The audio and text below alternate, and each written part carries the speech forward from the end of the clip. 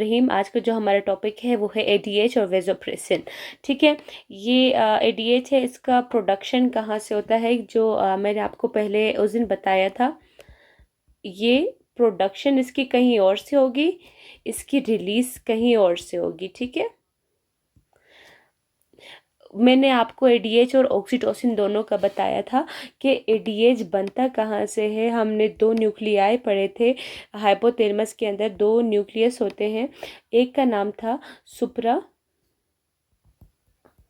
Optic और पेरावेंट्रिकुलर nucleus. ठीक है, ये यहाँ से हमारे पास इसकी क्या होती है, प्रोडक्शन होती है इसकी।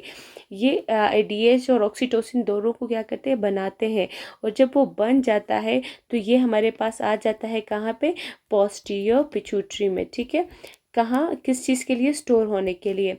ये रिलीज़ कहाँ से होगा, पोस्टीरियर पिट्यूटरी से, लेकिन रिलीज़ कहाँ से होगा, हाइपोथैलेमस से ये प्रोड्यूस होगा। ठीक है, उसके बाद अभी फंक्शन क्या है एडीएच का, एक दफ़ा आप बिल्कुल गौर से सुने मेरी बात, कि बुक पे ये चीज़ें मुश्किल से लिखी होती है, मैं आप लोगों को इजी वे में बताऊंगी कि अगर एडीएच है,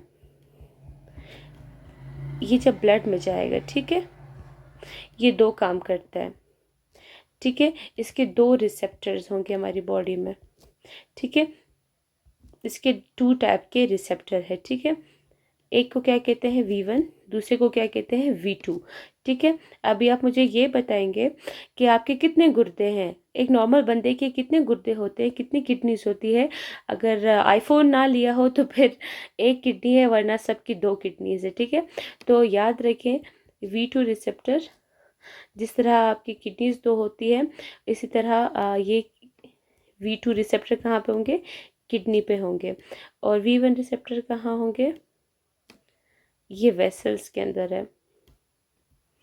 ठीक है, दो रिसेप्टर्स होते हैं वेसल्स और किडनी में। ठीक है, एडीएच जो होता है, जब ये V1 पे एक्ट करता है, ये वेजो कॉन्स्ट्रिक्शन करता है, वेजो कॉन्स्ट्रिक्शन।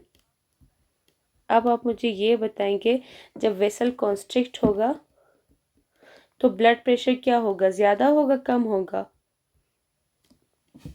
तो बीपी क्या होगी, वेजो कॉन्स्ट्रिक्शन का बीपी पे क्या इफेक्ट है, तो वो तो आप सबको पता है। अगर ब्लड वेसल है, उसको हम लोग नैरो कर दें, ठीक है, इसके अंदर जो बेचारा ब्लड है वो क्या है, वो उस पर ज़्यादा प्रेशर आ जाएगा।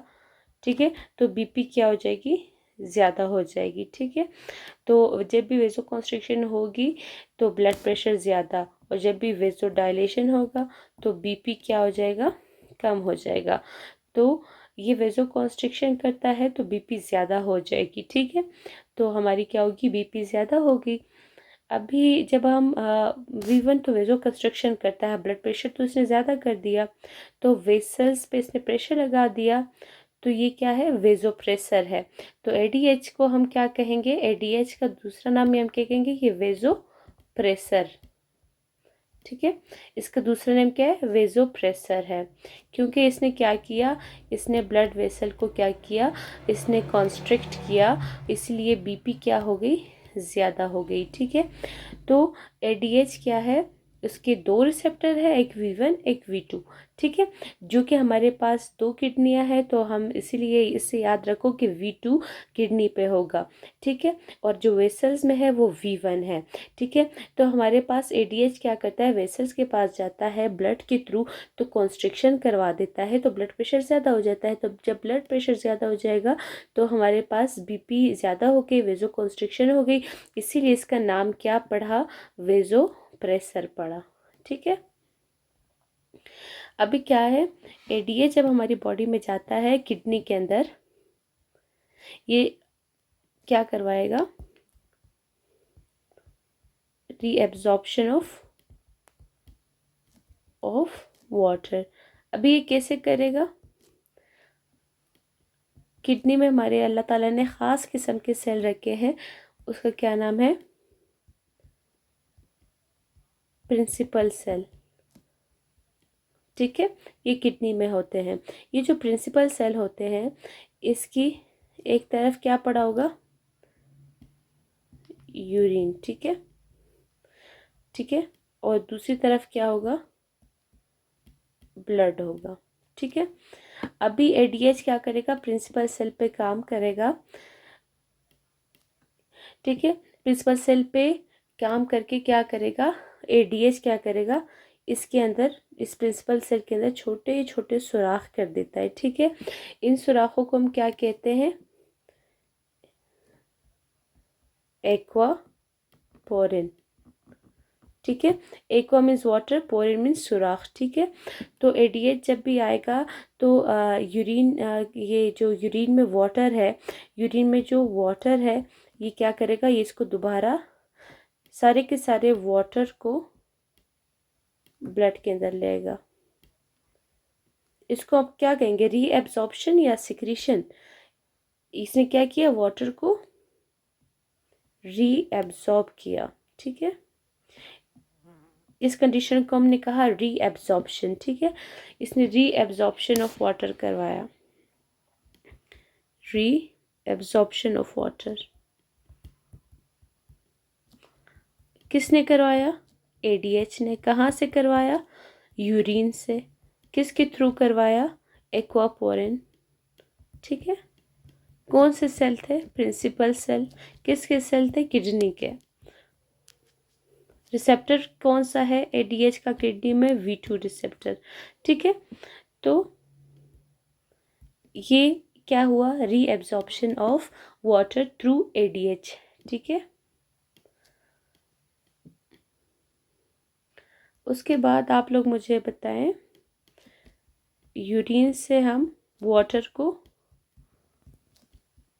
हम क्या किया, वाटर हमने वापस ले गए ना ब्लड में, तो जब पानी किसी से निकाल दे तो यूरिन क्या हो जाएगा, गाढ़ा हो जाएगा ना, कॉन्सेंट्रेटेड हो जाएगा। अगर कोई फ्लूइड कॉन्सेंट्रेटेड हो जाए तो उसकी ऑस्मोलैलिटी क्या हो गई, ऑस्मोलैलिटी इसकी क्या हो गई।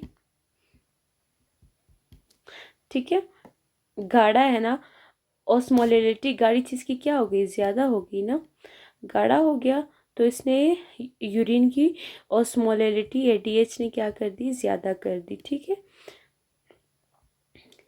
वो जो पानी किसके अंदर जा रहा है, ब्लड के अंदर। अब ब्लड क्या हो गया, डाइल्यूट हो गया ना, ब्लड जो है हम पानी ऐड कर रहे हैं तो क्या हो गया, मज़ीद पतला हो गया। तो किसी चीज़ की डाइल्यूट अगर हो जाए कोई चीज़ तो उसकी ऑस्मोलैलिटी क्या हो जाएगी, ऑस्मोलैलिटी क्या हो गई है, कम। और ये जो है, ये सारा जो मैंने बताया, ये ऑस्मोलैलिटी वाला, ये आपको अभी समझ आ गया होगा, और ये एमसीक्यूज पॉइंट ऑफ व्यू से बहुत इंपॉर्टेंट कंसेप्ट है। ठीक है, उसके बाद आप लोगों को एक एमसीक्यू बताऊं कि हमारी बॉडी में एडीएच तो हमने पढ़ लिया। ठीक है, अभी कौन सी ऐसी चीज़ है जो एडीएच को स्टिमुलेट करे। ठीक है, द आंसर इज हाइपोवोलीमिया। ठीक है, तो एडीएच क्या होगा, रिलीज हो जाएगा। ठीक है, हाइपोवोलीमिया क्या करता है, एडीएच को रिलीज करता है। ठीक है, जब भी, अभी आप ये बताएं, अगर हाइपरवोलीमिया होगा तो क्या होगा, हाइपरवोलीमिया में अगर, अभी आप देखें,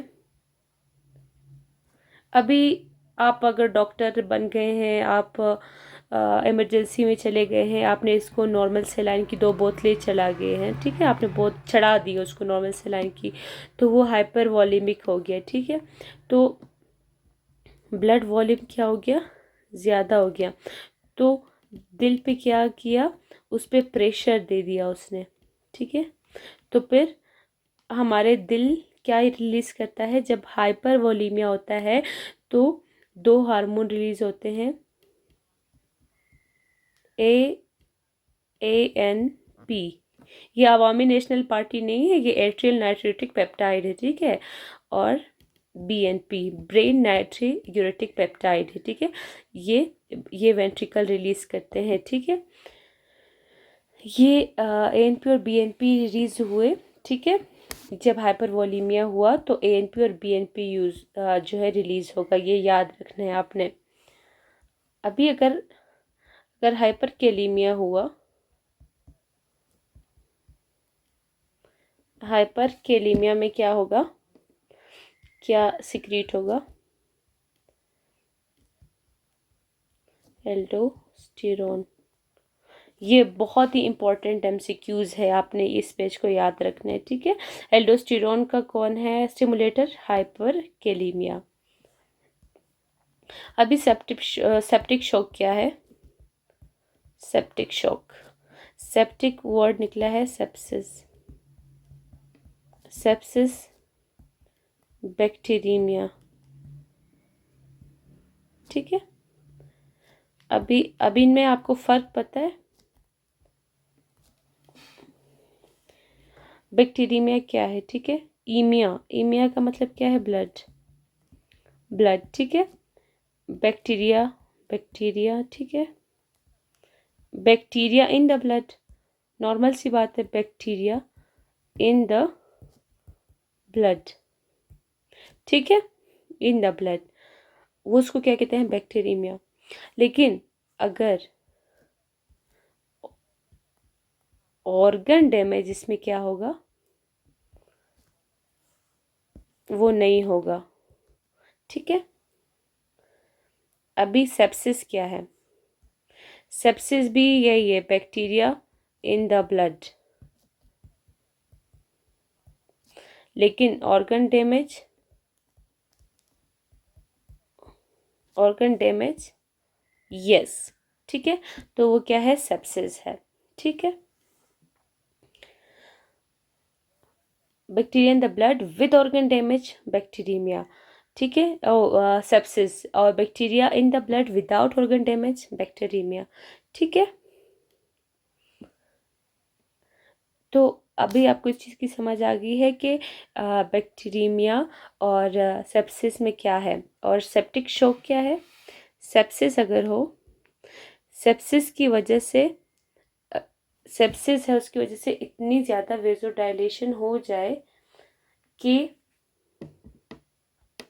अगर आपको सेप्सिस हो, सेप्सिस की वजह से इतनी ज़्यादा वेजोडाइलेशन हो जाए कि आपका ब्लड प्रेशर इतना ज़्यादा गिर जाए, कि इतना गिर जाए कि ऑर्गन की डिमांड पूरी ना हो ब्लड की, तो वो क्या है, सेप्टिक शॉक है, ठीक है। इसमें तो ब्लड प्रेशर कम है सेप्टिक शॉक में, कि इसमें ब्लड प्रेशर ऑलरेडी कम है ना, तो हम इसको ट्रीट कैसे करेंगे, जब बीपी ज़्यादा हो जाए ना, तो हम इसको बीपी ऑलरेडी कम नहीं करेंगे, हम इसकी बीपी को ज़्यादा करेंगे।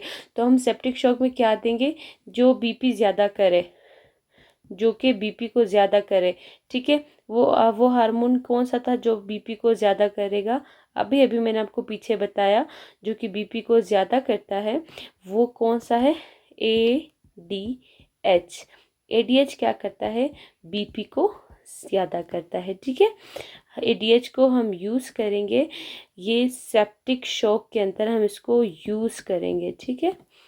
लेकिन इसमें अगर पूछे कि ड्रग ऑफ चॉइस कौन सी है सेप्टिक शॉक में, अभी आप लोगों ने पीछे भी पढ़ा है, अगर आप लोगों ने थर्ड ईयर में अच्छे मार्क्स लिए तो, नॉरएपिनेफ्रिन, ठीक है, ठीक है, नॉरएपिनेफ्रिन, ठीक है। ये ड्रग ऑफ चॉइस है फॉर द सेप्टिक शॉक, ठीक है। अभी सेप्टिक शॉक के अंदर हम ADH को भी यूज़ कर सकते हैं, लेकिन ड्रग ऑफ चॉइस कौन सी है, नॉरएपिनेफ्रिन, ठीक है। ये हो गया आपका ADH। बाकी इसमें कुछ भी नहीं है, जो भी चीज़ें थी वो मैंने आप लोगों को कवर कर दिया, ठीक है। तो आई थिंक इसमें मैंने आप लोगों को सारे पॉइंट्स कवर कर दिए हैं। आप लोगों को इंशाल्लाह ये सारी बातें याद रहेंगी, और मैंने कोशिश की आप लोगों को बहुत अच्छे से समझाऊं, तो आप लोग इसको साथ साथ याद करते रहें। मैं आप लोगों को गारंटी देती हूँ, आप लोग साथ साथ अगर मेरे साथ एंडोक्राइन पढ़ोगे, तो आप लोग फर्स्ट एड बुक बाद में इसके साथ पढ़ोगे तो वो आप लोगों को एंडोक्राइन सिस्टम फुल याद होगा। अगर इसके अलावा कोई और बुक आप लोग फॉलो कर रहे हो वो भी इंशाल्लाह आप लोगों को बहुत अच्छे से याद होगी।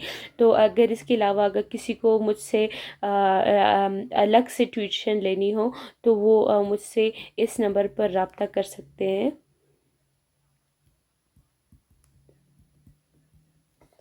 इसके अलावा मेरा जो इंस्टा आईडी है वो भी मैंने मेंशन की हुई है, आप लोग वहाँ पे भी मुझसे रब्ता कर सकते हैं।